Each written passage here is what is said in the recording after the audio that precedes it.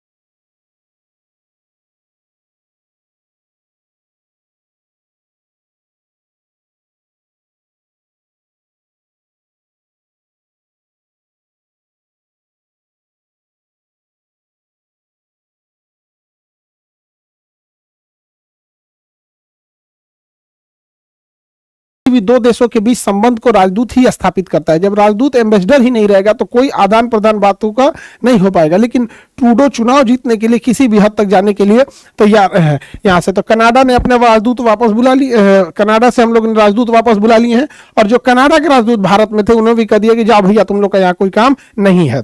भारत ने अपने राजदूत को वापस बुलाया तो अमेरिका और वेस्टर्न मीडिया है वो ये छाप रहा है कि कनाडा ने वापस भगा दिया। अरे हम लोग वापस बुलाए हैं, नहीं बुलाए हैं, कोई भगाया नहीं है। और हमारे देश में जो न्यूज चैनलों पे विस्कन्याएं हैं उनकी उतनी पहुंच नहीं है। अभी ये लोग, हाँ आप बताइए, 4 गो बकलोल को बैठा के, हाँ आप क्या कहना चाहते हैं, आप क्या कह देते हैं, ना खर ना पतवारो जनेन प्रधान। तो हमारे मीडिया में क्या होता है, यही सब चीजें तो हो रही हैं हमारे यहाँ पे। हमारी मीडिया के पहुंच इंडिया के बाहर है ही नहीं है, और पूरा दुनिया चौपट हो जा रहा है। न्यूज सुन के देखिएगा तो ऐसा लगेगा आप सिंगापुर में बैठे हैं। तो हमारी मीडिया नहीं पहुंच पा रही है, और भारत की वहां बाहर में बड़ा छवि खराब कर रहे हैं सब यहाँ पे। हालांकि ऐसी घटना एक बार और हुई थी 2013 में, देवयानी खोबरागड़े को वहां की पुलिस ने अरेस्ट कर लिया था। हमारी राजदूत थी यहाँ पर देवयानी खोबरागड़े, उन्हें अरेस्ट नहीं करना चाहिए था वियना कन्वेंशन प्रशासन के हिसाब से, लेकिन बावजूद उन्हें अरेस्ट कर लिया था। आप समझिए राजदूत का पावर क्या होता है कि राजदूत को अरेस्ट नहीं कर सकते। अच्छा, इन लोग की हिपोक्रेसी देखिए, ईरान का राजदूत बैठा था सीरिया में, ईरान का राजदूत सीरिया में बैठा था, इजराइल ने बम गिरा दिया,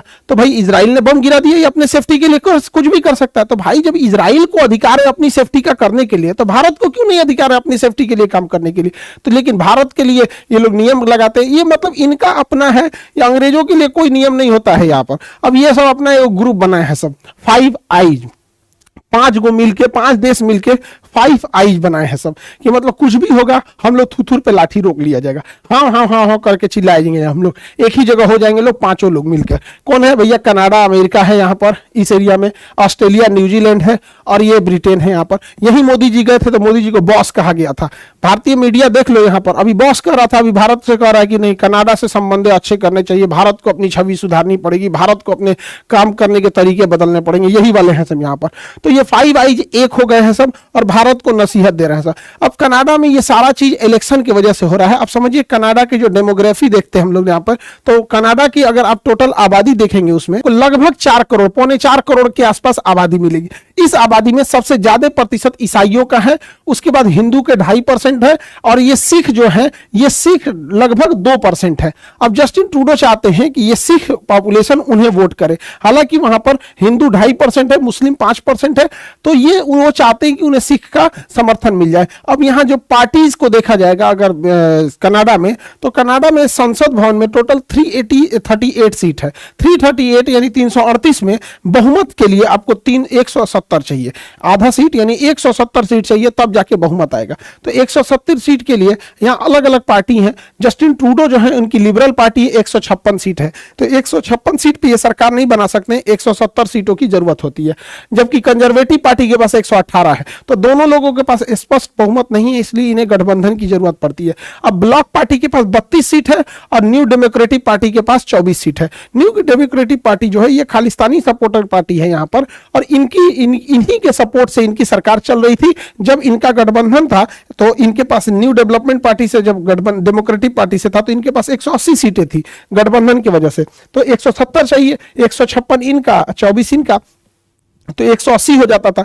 लेकिन अभी इनसे गठबंधन टूट गया, तो इन्हें मजबूरी में ब्लॉक से गठबंधन करना पड़ा। तो जब ब्लॉक पार्टी से किए तो 188 हो गया, यानी अभी तो जैसे तैसे इन्होंने सरकार बचा लिया जस्टिन ट्रूडो ने। लेकिन जब इलेक्शन है अगले साल, तो इलेक्शन में देखा जाएगा कि ये चाहते हैं कि ज्यादा से ज्यादा समर्थन मिले। लेकिन भारत के लोग ये ना सोचे कि सरकार बदल जाएगी और लिबरल पार्टी की जगह कंजर्वेटिव पार्टी आ जाएगी तो इन लोगों की चीजें चेंज हो जाएंगी। ऐसा चेंज नहीं होगा। ये लोग हमेशा से दूसरे हर देशों के, जैसे वो चाइना को बढ़ा रहा है, चाइना के बदले में इंडिया को तैयार कर रहा है, एक समय था इंडिया को काउंटर करने के लिए पाकिस्तान को तैयार कर रहा था, तो बहुत ज्यादा चेंजिंग नहीं आएगी। हाँ, लेकिन ट्रूडो के नहीं रहने से ये जो बदतमीजी हो रही है, तो ये बदतमीजी सुधर जाएगी यहाँ पर, क्योंकि ना कुछ चीजें जब ज्यादा आउट ऑफ कंट्रोल हो जाती हैं तो कंट्रोल करना बड़ा मुश्किल हो पाता है। तो जस्टिन ट्रूडो अगर नहीं रहते हैं तो थोड़ा बहुत कंट्रोल हो जाएगा यहाँ पर। हालांकि कंजर्वेटिव पार्टी से भी बहुत ज्यादा उम्मीद नहीं लगाया जा सकता है। अब भारत को इसके जवाब के लिए ब्रिक्स देशों को मजबूत करना चाहिए, क्योंकि ब्रिक्स में वही देश हैं जो कनाडा और अमेरिका की आंख में खटकते हैं। इंडिया है, चाइना है, रशिया है, ये मेन कंट्रोलिंग पावर है यहाँ पर ब्रिक्स देशों में। और यहाँ पर G7 देखेंगे तो G7 की मीटिंग कनाडा में होने वाली है। ऑब्वियस बात है कि भारत कनाडा में G7 की मीटिंग लेने नहीं जाएगा, और अगर चला गया तो शर्म की बात है भाई, क्या जरूरत है जाने की? आपने राजदूत वापस बुला लिया और बदतमीजी से बतिया रहा है, क्या जरूरत है वहां पे? और G7 के बदले हमें ब्रिक्स को इतना हाइप देना चाहिए, इतना हाइप कि G7 ऑटोमेटिक कमजोर होने लगे। इससे अमेरिका को दिक्कत होगा, क्योंकि G7 7 शक्तिशाली देशों का समूह है जिसका लीड कर रहा है अमेरिका, लेकिन ये पतन के कगार पे है। और ये जो ब्रिक्स है ये उभरते हुए शक्तिशाली देशों का समूह है, इसको लीड कर रहे हैं सब तीनों देश, इंडिया, चाइना और रशिया। यहाँ पर तो ब्रिक्स जाएगा तो G7 की वैल्यू घटेगी। अभी दोनों बराबरी पे चल रहे हैं सर, लगभग, लेकिन G7 अपने डाउनफॉल की ओर बढ़ रहा है, तो ब्रिक्स को देखेंगे तो ये अपने अपवर्ड की डायरेक्शन में बढ़ रहा है। तो इसी को कंट्रोल करना बहुत ज्यादा जरूरी है। अगर ये इन्हें छोड़ दिया जाएगा तो अमेरिका, ब्रिटेन ये प्रेशर लगाएंगे किस चीज के ऊपर? कनाडा के ऊपर। रीजन क्या है कि अगर कनाडा को ज्यादा छूट दिया जाएगा तो इंडिया, चाइना, रसिया और ये ईरान, ये आपस में ज्यादा करीब आएंगे, जिससे कि अमेरिका को भी काफी ज्यादा दिक्कत होगा। यूक्रेन की लड़ाई वगैरह में भी बहुत दिक्कत होगा। हालांकि यूक्रेन की लड़ाई कुछ दिन की मेहमान है, जैसे डोनाल्ड ट्रंप आएंगे यूक्रेन को दी जाने वाली सारी मदद की राशि को वापस ले लेंगे, उधर रसिया उनका बैंड बजा देगा। लेकिन हाँ, डोनाल्ड ट्रंप के जीतने के बाद इजराइल को भी खुली छूट मिल जाएगी। उसके बाद गाजा पे हमला तो हो ही चुका है, अब लेबनान पे भी हो जाएगा और हो सके तो ईरान पे भी हो जाएगा, क्योंकि डोनाल्ड ट्रंप तो ओपनली कह चुके हैं इजराइल से कि ईरान के जो न्यूक्लियर फैसिलिटी है वहां पर अटैक किया जाए। ये वाला चीज आप समझ गए होंगे। और जो बिहार दरोगा में ऑलरेडी बच्चे सेलेक्टेड हैं, इस बार उनके लिए गोल्डन अपॉर्चुनिटी है, क्योंकि आप 15 साल ड्यूटी करेंगे तो डीएसपी बनेंगे। 15 साल एकदम रगड़ के एकदम हालत खराब हो जाएगा तब। और आप लोग के लिए बढ़िया मौका है एक ही बार प्रमोशन के लिए, क्योंकि इस बार बीपीएससी में 2000 से प्लस सीटें हैं। यहाँ पर इतना सीट कभी नहीं दिया था, लगभग 250 डीएसपी की सीटें हैं। तो जिन लोग का है यहाँ पर, तो उनके लिए एक अलग से हम लोग एक ड्रॉ कर रहे हैं, ताकि वो लोग कैसे तैयारी करेंगे अपने ट्रेनिंग के दौरान। तो जो सेलेक्टेड हो गए हैं बच्चे, वो सारे बच्चे जो सीरियस हैं आगे बीपीएससी में बैठने के लिए, तो वो लोग कल यानी मंडे के दिन 21 तारीख को, कल मंडे है 21 तारीख है, तो कल 21 तारीख को शाम को सेंटर पे आएंगे। उन्हें सारा स्टडी मटेरियल दिया जाएगा, आंसर राइटिंग दी जाएगी, कितनी चीजें, लगभग 30 से 40 के आसपास में किताबें, स्टडी मटेरियल, आंसर राइटिंग, और उन सब का एक अलग ग्रुप रहेगा, जिसमें कि उसे उसी हिसाब से सिलेबस डिजाइन किया गया है कि वो ट्रेनिंग में रहने के दौरान भी पढ़ सके यहाँ पर। क्योंकि जो यहाँ पे हम लोग रेगुलर बैच में पढ़ा रहे हैं, तो हम लोग ये सोच के पढ़ाते हैं कि बच्चों के पास 8 घंटा 10 घंटा टाइम है पूरा पढ़ने के लिए, तो लेकिन आप ट्रेनिंग में रहेंगे, आपकी ट्रेनिंग टफ होगी और आपको फुर्सत भी नहीं मिलेगा। तो उसी हिसाब से इसे ड्राइंग किया गया है कि अलग अलग सिलेबस को कैसे कैसे देखा जाए, आंसर राइटिंग को कैसे मिला जाए। और वहां पे आप लोग आंसर राइटिंग जमा करके संडे के दिन आपकी छुट्टी रहती है, आप भेज सकते हैं, कॉपी भी चेक हो जाएगी, सारी फैसिलिटी रहेगी। तो 21 तारीख को, 21 अक्टूबर मंडे इवनिंग में आप सेंटर पे आएंगे, सबको इनरोल करके अपना फॉर्म भर दीजिएगा। वहां पर ये चीजें फ्री ऑफ कॉस्ट है। हम बस ये कोशिश कर रहे हैं कि आपका सिलेक्शन हो गया, इसी साल हुआ है, 10-15 साल घसीटिएगा तब जाके कहीं डीएसपी बनिएगा यहाँ पर। तो अगर आपके अंदर मोमेंटम अभी है और पढ़ना चाहते हैं, तो और आगे जाके आपके पास ये गोल्डन चांस है, क्योंकि इतनी सीटें फिर कभी नहीं आएंगी। और अगर जो आगे नहीं भी करना चाहते हैं, तो बेस्ट ऑफ लक, आपके पास ऑलरेडी डबल स्टार है। आई होप इस टॉपिक को समझे होंगे। मिलेंगे नेक्स्ट क्लास में। जय हिंद।